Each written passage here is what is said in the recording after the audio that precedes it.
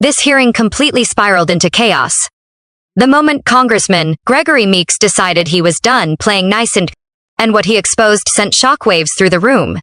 What started as a routine exchange with Treasury Secretary Scott Bessent quickly turned into a full-blown confrontation over corruption, foreign influence, and what looks a lot like a Trump family cash grab hiding in plain sight. Secretary Bessent, if I'm not mistaken, you were working in the financial service industry during the late 1980s, correct? I was. Thank you.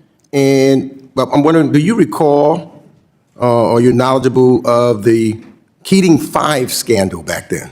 Yes, sir. And I will point out that I was. I don't want to. No. I will point out that I identified. The gentleman, Mr. Secretary, is the gentleman from New York Times.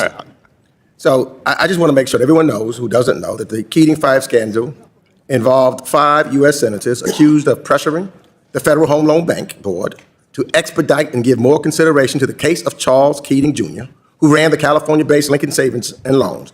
It led to a 14-month investigation unveiling how 5 U.S. senators and staff ended up with more than $1 million in contributions, 4 trips to the Bahamas, and all expenses paid stays at resort hotels.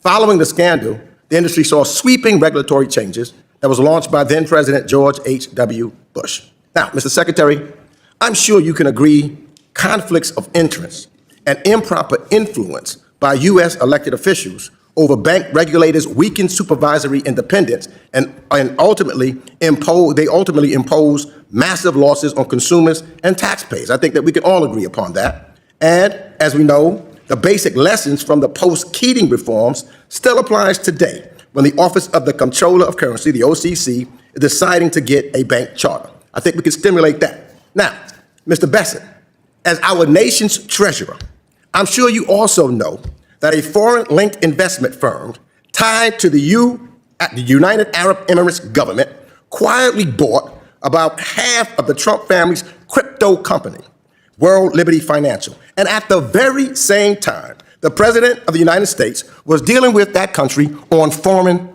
policy.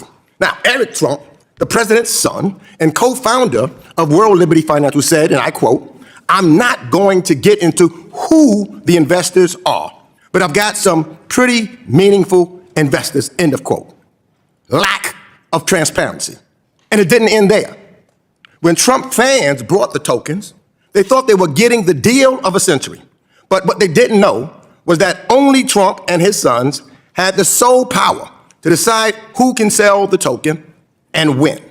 Today, the price of the token has fallen over 50%, and the Trump fans who bought the token are now begging to get out. Now, I'm not making this up.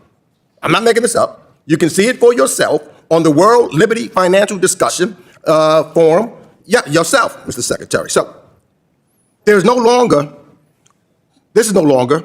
just about a shady crypto deal or a possible gift when a foreign-linked investor is putting hundreds of millions of dollars into a company controlled by the president's family, and at the same time, this president is conducting foreign policy with that country. You know what that creates? It creates a national security concern. So I'm not going to ask much of you, Mr. Secretary. I just want to know whether you will commit today to pause and heighten the scrutiny of any bank charter or licensing application at the OCC connected to the World Liberty Financial until all of these conflicts of interest and foreign influence reviews are completed and shared with the United States Congress. All I need to know is, will you halt it and do a complete investigation and scrutiny of this licensing application? All you have to ask is yes or no. No, Congressman. All you have to ask is yes or OCC no. is an independent entity, and I would know, Congressman. So I take that as a no. You traveled to Venezuela. I take that as a no. On behalf of your donors. I take that as a no. On behalf of your donors. You do not want to answer that question. I take that as a no. For a $7 billion. I'm asking you to do your responsibility as Secretary of the Treasury. Into a Venezuelan. You do not. Mr. Meeks, time has expired. You cannot erase what you did in 2006. He's the one that went past your time, Mr. Chairman. No, and he did not answer my question, and he wouldn't pass the time. He had 6 seconds left to try to answer your question, and it was a yes or no. It was a yes or no answer. I asked him, will he? No, it was Gentlemen, yes the or chair no. recognizes OCC the is an gentleman. independent- Stop Mr. covering Bessent. for the president. Yeah, well, Stop being his flunky. okay. And Gentlemen, He's talking to me. I'm responding your back to him. 2006 trip to Venezuela. Neither Why one- don't- Stop why don't you covering tell for the the Secretary president. Don't be a about flunky. Work for the American Secretary, people. Mr. Meeks, trip to Venezuela. Mr. Meeks. Work for the American people. And maybe Don't you're be going- a maybe you're cover-up going to- for a mob. Maybe you're going to As see your long as friend he talked Nicholas himself. Maduro I will. in Gentleman is Brooklyn not prison. recognized. Mr. Bessent, please. I recognize the gentleman from Texas, Mr. Sessions. Meeks didn't ease into it. He went straight for history, reminding everyone that the last time politicians interfered with banking regulators, it triggered one of the biggest financial scandals in U.S. history. The Keating 5-5. U.S. senators, millions in donations, luxury trips, massive losses dumped onto taxpayers.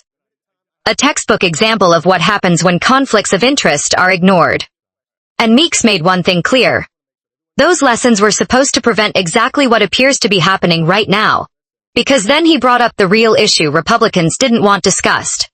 A foreign-linked investment firm tied to the United Arab Emirates, quietly buying nearly half of the Trump family's crypto company, World Liberty Financial, while Donald Trump was simultaneously dealing with that same country on foreign policy. That's not speculation. That's documented. And when asked who the investors were, Eric Trump flat out refused transparency, calling them meaningful investors, and leaving it at that. But it gets worse. Trump supporters were sold this crypto token believing they were getting a once-in-a-lifetime deal. What they weren't told was that only Trump and his sons had the power to decide who could sell. And when no free market, no fairness, just total control. Today that token has collapsed by more than 50%. And the same supporters who were hyped into buying are now publicly begging to get out. Meeks made it clear this wasn't just a shady crypto deal anymore. When hundreds of millions of dollars from a foreign-linked entity flow into a company controlled by the president's family, while that president is shaping us foreign policy, that becomes a national security issue. Full stop. So Meeks asked a simple question. Not complicated. Not political. A yes or no question.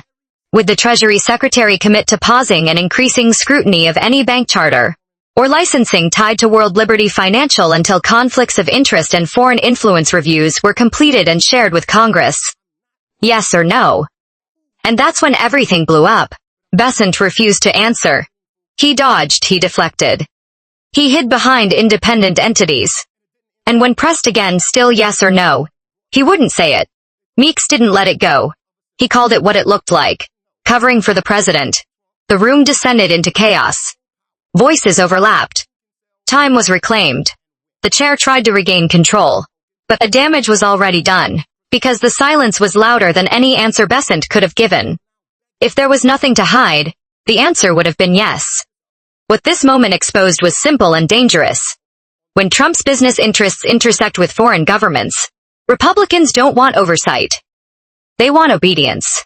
And when a cabinet official refuses to commit to basic scrutiny, it sends one message. Loyalty to Trump comes before responsibility to the American people. This wasn't about crypto. This wasn't about procedure. This was about corruption, influence and accountability. And Gregory Meeks forced it into the open. And that's why this hearing matters. Because once again, when asked to choose between transparency and protecting Donald Trump, Republicans chose the cover-up.